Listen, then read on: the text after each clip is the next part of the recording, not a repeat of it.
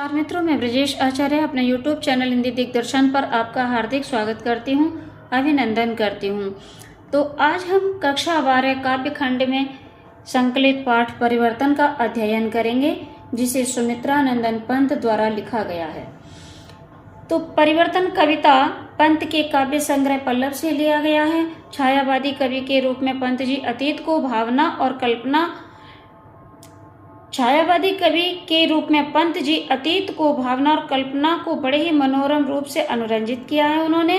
उसके बाद में कवि की दृष्टि आज के जीवन की विपन्नता, दीनता और दरिद्रता की ओर गई है। अतीत और वर्तमान में जो ये असमानता दिखाई देती है, उसे काल के प्रवाह में परिवर्तन के क्रम से घटित होते हुए दिखाकर परिवर्तनशीलता के प्रति अपने भावोद्गार प्रकट किए हैं। वस्तुतः ये कहना चाहते हैं कि इस जगत में सब कुछ नाशवान और क्षणभंगुर है। अब हम आगे कविता देख लेंगे। कवि कहते हैं कि कहाँ आज वह पूर्ण पुरातन, वह सुवर्ण का काल, भूतियों का दिगंत छवि जाल, ज्योति चुंबित जगती का भाल। तो कवि कहता है कि वो जो पुराना समय था, जिसे स्वर्ण काल कहा जाता था, प्राचीन काल में भारत में सब और वैभव व्याप्त था, ऐसा वह समय कहाँ चला गया।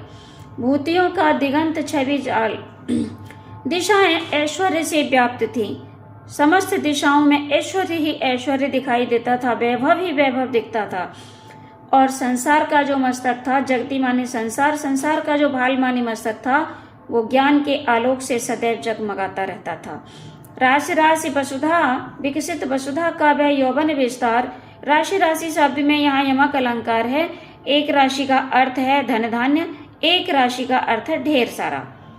वसुधा का वह यौवन विस्तार से तात्पर्य पृथ्वी पर जो हरियाली छाई रहती थी, वो बहुत अधिक हरियाली रहती थी, यानी कि अन्न धन की कोई कमी नहीं रहती थी। पृथ्वी पर किसी भी प्रकार के अन्न धन की कोई कमी नहीं रहती थी।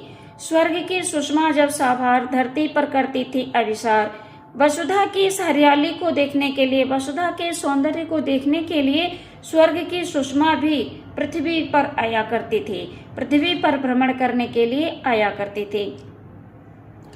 प्रसूनों के शाश्वत श्रृंगार, स्वर्ण भृंगों के गंध विहार, गूंज उठते थे बारंबार सृष्टि के प्रथम उद्गार। तो पुष्पों का जो सौंदर्य था वह भी शाश्वत था, और उन पर जो स्वर्णिम भृंग वाले भौरे जो विहार करते थे, अर्थात गुंजार करते थे, तो वो ध्वनि ऐसी प्रतीत होती थी कि मानो कवि का प्रथम छंद हो, और उस ध्वनि से संसार गुंजायमान हो उठता था। नग्न सुंदरता थी सुकुमार, रिद्धि और सिद्धि अपार। चारों ओर नग्न सुंदरता बिखरती थी। सुकुमार का अर्थ होता है कोमल, और सु लगा देने से और अधिक कोमल। इतनी सुंदरता थी, बहुत अधिक मात्रा में पृथ्वी पर सुंदरता दिखाई देती थी। प्राकृतिक सौंदर्य बिखरा रहता था।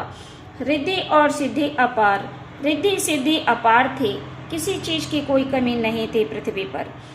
अये विश्व का स्वर्ण स्वप्न, संस्कृति का प्रथम प्रभात, कहाँ वह सत्य वेद विख्यात, दुरित दुख दैन्य न थे जब ज्ञात, अपरिचित जरा मरण भ्रूपात। अरे विश्व का वह स्वर्णिम स्वप्न, जो संसार का प्रथम सवेरा दिखता था, प्रथम सवेरा ही था, वह सत्य वेद विख्यात, जो सत्य वेदों में विख्यात था, जिस सत्य का वर्णन हम वेदों में पढ़ते थे, आज वह सत्य कहाँ चला गया। दुरित दैन्य दुख न थे जब ज्ञात, मानव, उस समय का मानव जो था, वो दुरित मानी पाप, दुख और दीनता से अपरिचित था। अपरिचित जरा मरण भ्रूपात, जरा माने बुढ़ापा, मरण माने मृत्यु, और भ्रूपात आकस्मिक घटनाएं। इन सभी चीजों से प्राचीन काल का जो मानव था वो अपरिचित था।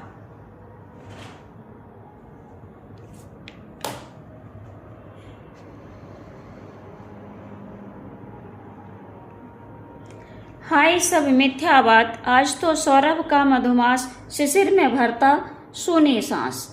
तो अब तो ये सब झूठ जान पड़ता है।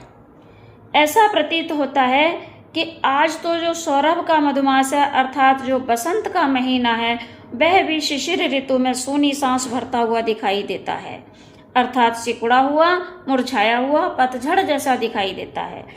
वही मध्य ऋतु की गुंजित डाल झुकी थी जो यौवन की भार, अकिंचनता में निस्तत्काल सिहर उठती जीवन है भार।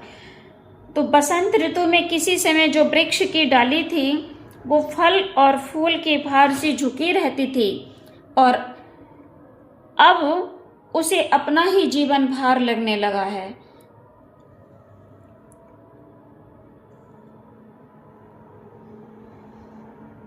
अर्थात जीवन भार रूप होकर कंपन करने लगा है।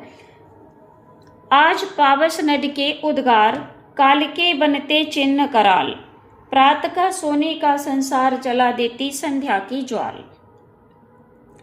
तो कवि के कहने का मतलब है कि वर्षा ऋतु में नदी जल की अपार राशि से भर गई होती है, और ये समय तो चला जाता है परंतु अपने विनाशकारी चिन्ह छोड़ जाता है। प्रात का सोने का संसार जला देती संध्या की ज्वाल।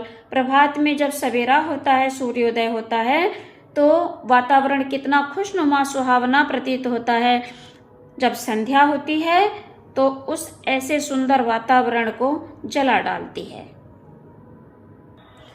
अखिल यौवन के रंग उभार, हड्डियों के हिलते कंकाल, कचों के चिकने काले ब्याल, कैंचुली कांस सिवार।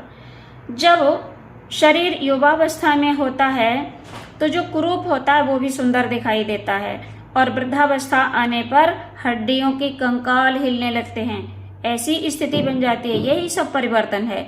कचों के चिकने काले ब्याल, काले काले युवावस्था में काले काले चिकने वाल काले सर्पों के समान जान पड़ते हैं, और वही वृद्धावस्था आने पर सांप की कैंचुली, कांस और शिवार के समान दिखाई देते हैं। आधे काले आधे सफेद हो जाते हैं, कभी कभी पूरे ही सफेद हो जाते।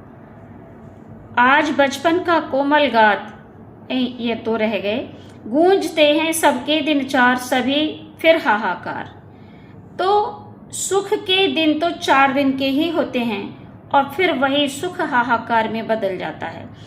आज बचपन का कोमल गात, जरा का पीला पात। जो बचपन में शरीर होता है ना, वो बड़ा कोमल होता है, और वृद्धावस्था आने पर फिर वही ऐसी स्थिति में बदल जाता है कि पीले पत्ते की तरह होकर झड़ जाता है।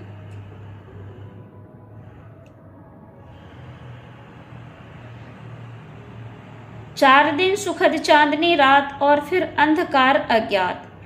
तो सुखद चांदनी रात केवल 4 दिन की होती है, अर्थात सुख तो हमारे जीवन में सिर्फ 4 दिन के लिए, अर्थात बहुत कम समय के लिए आता है। और अंधकार अज्ञात, अंधकार माने दुख, ऐसा अज्ञात दुख आ जाता है जीवन में जिसकी हमने कभी कल्पना भी न की होती है। शिशिर सा झर नैनों का नीर, झुलस देता गालों के फूल, प्रणय का चुंबन छोड़ अधीर अधर जाते अधरों को भूल। एक समय था जब होठ एक दूसरे का चुंबन करते थे, तो वृद्धावस्था आने के कारण वही होठ एक दूसरे को भूल गए। शिशिर ऋतु के समान नेत्रों से अश्रु रूपी जल निकलता है, जो खिली हुई गालों की हंसी को भी आहत कर देता है। कवि कहता है शिशिर सा झर नैनों का नीर।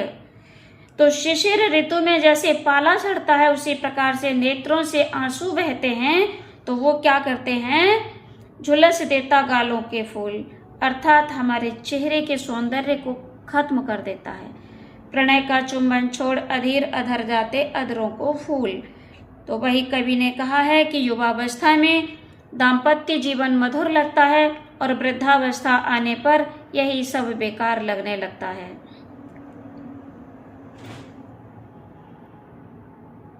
मृदुल होठों का हिमजल हास, उड़ा जाता निश्वास समीर, सरल भौहों का सरदाकाश, घेर लेते घन घिर गंभीर।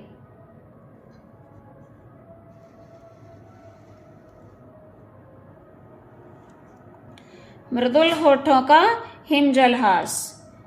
एक समय वह था कि कोमल होठों पर जो हिमजल रूपी हंसी रहती थी, आज हृदय से निकलती हुई निश्वास रूपी वायु उस हंसी को समाप्त कर देती है। वृद्धावस्था आने पर ऐसी स्थिति हो जाती है, और भौहों रूपी शरद का आकाश, सरल भौहों का शरदाकाश, भौहों रूपी शरद का आकाश गंभीरता के भाव से व्याप्त है, जिसको चारों तरफ से काले काले बादल घेरे हुए हैं। ये काले बादल दुख के काले बादल हैं जो इन्हें घेरे हुए हैं। शून्य सांसों का विधुर वियोग छुड़ाता अधर मधुर संयोग, मिलन के पल केवल दो चार, विरह के कल्प अपार। तो कवि कहता है कि एक समय वह था जब व्यक्ति संयोग या मिलन की अवस्था में था। आज उसी व्यक्ति के जीवन में वियोग आ गया है, अर्थात मिलना और बिछड़ना ये जीवन में लगा रहता है। मिलन के पल केवल दो चार ही दिन रहते हैं, बाकी समय में विषम वियोग ही मिलता है। अरे वे अपलक चार नयन, आठ आंसू रोते निरुपाय, उठे रोहों के आलिंगन, कसक उठते कांटों से हाय। तो कवि कहता है कि वे चार नेत्र, नायक और नायिका के जो चार नेत्र हैं, वे समय परिवर्तित होने के कारण आज 8 आंसू रो रहे हैं। उपायहीन होकर के 8 आंसू रो रहे हैं। उठे रोहों के आलिंगन, कसक उठते कांटों से हाय। जो शरीर के रोए हैं वो युवावस्था में शरीर का सौंदर्य बढ़ाने वाले होते थे। आज वृद्धावस्था आने पर वही हमारे शरीर में कांटों के समान चुभने लगते हैं।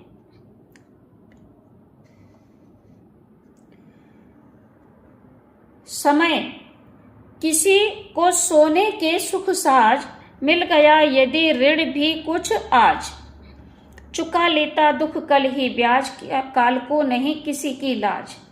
तो कवि के कहने का मतलब है यदि किसी को सुख समृद्धि मिली है तो प्रकृति ने उसे ऋण स्वरूप ही दिया है। समय आने पर काल या मृत्यु ब्याज के साथ सब वसूल कर लेता है। संसार में जो भी मणि रत्न है सबकी यही दशा है। विपुल मणि रत्नों का छवि जाल, इंद्रधनु किसी जटा छटा विशाल। यहाँ छटा होना चाहिए, जटा नहीं छटा, यहाँ छटा होगा। इंद्रधनु की सी छटा विशाल, विभव की विद्युत ज्वाल, चमक छिप जाती है तत्काल। तो संसार में जो भी मणि रत्न हैं वह सब इंद्रधनुष के समान क्षणभंगुर हैं। ऐश्वर्य की ज्वाला विद्युत की चमक के समान थोड़े ही समय तक रहती है और फिर तुरंत ही छिप जाती है। मोतियों जड़ी ओस की डार, हिला जाता चुपचाप बयार। वृक्ष के पत्ते ओस रूपी मोती से भरे हुए होते हैं प्रभात में, परंतु जो ही वायु चलती है तो उन पत्तों पर पड़े उन मोतियों को हिलाकर गिराकर चली जाती है।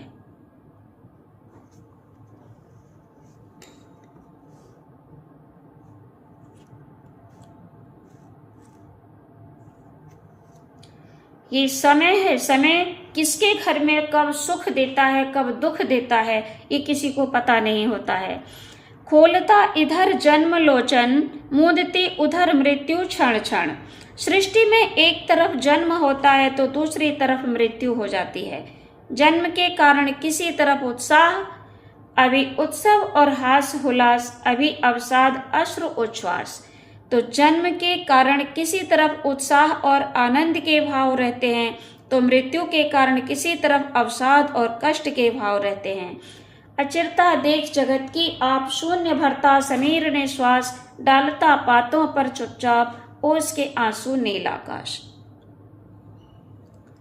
संसार के इस प्रकार की नश्वरता को देखकर आकाश नीरस व सूनी श्वास निकालता हुआ प्रतीत होता है। नीलाकाश वृक्ष के पत्तों पर ओस रूपी आंसू डाल देता है, डालता पातों पर चुपचाप ओस के आंसू नीलाकाश। सिसक उठता समुद्र का मन, सिहर उठते उडुगन।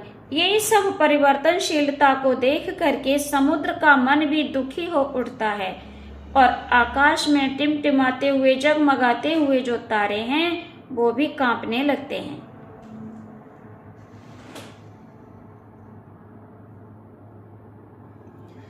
तो कवि कहता है, अरे निष्ठुर परिवर्तन, तुम्हारा ही तांडव नर्तन, विश्व का करुण विवर्तन, तुम्हारा ही नैनोन्मिलन, निखिल उत्थान पतन। तो कवि कहते हैं, अरे निष्ठुर परिवर्तन, अरे परिवर्तन रूपी वासुकी, तुम्हारे ही तांडव नृत्य से विश्व का करुण अंत होता है, तुम्हारे ही नेत्रों के खोलने और बंद करने से संसार का उत्थान और पतन भी होता है। अरे वासुकी सहस्त्रफन, लक्ष्य अलक्षित चरण तुम्हारे चिन्ह निरंतर छोड़ रहे हैं जगत के विक्षल वक्षस्थल पर। अरे वासुकी सहस्त्रफन, हजार फन वाले वासुकी, तुम्हारे लाखों लाख चरण संसार के घायल, विक्षत माने घायल वक्षस्थल पर निरंतर अपने चिन्ह छोड़ते चले जा रहे हैं। शत शत फेनोच्छ्वसित स्फीत फूंकार भयंकर। और ही वासुकी, आपकी सैकड़ों विष के झागों से भरी हुई जो फूंकारें हैं, भयंकर फूंकारें हैं, वो संसार के आकाश को घनाकार घुमा रहे हैं, अर्थात चारों ओर से घेरे हुए हैं। मृत्यु तुम्हारा गरल दंत, कंचुक कल्पांतर, और मृत्यु ही तुम्हारा विशैला दांत है। दो कल्पों के मध्य का जो समय है वही तुम्हारी केंचुली है। अखिल विश्व ही विवर, वक्र कुंडल दिग्मंडल। अखिल विश्व ही विवर अर्थात संपूर्ण विश्व ही तुम्हारे रहने का विल है, और जो दिशाएं हैं वो तुम्हारी गोलाकार कुंडली हैं। तो ये कविता यहीं समाप्त होती है। मिलते हैं नई कविता बापू की प्रति के साथ अगली वीडियो में। तब तक के लिए जय हिंद, जय भारत।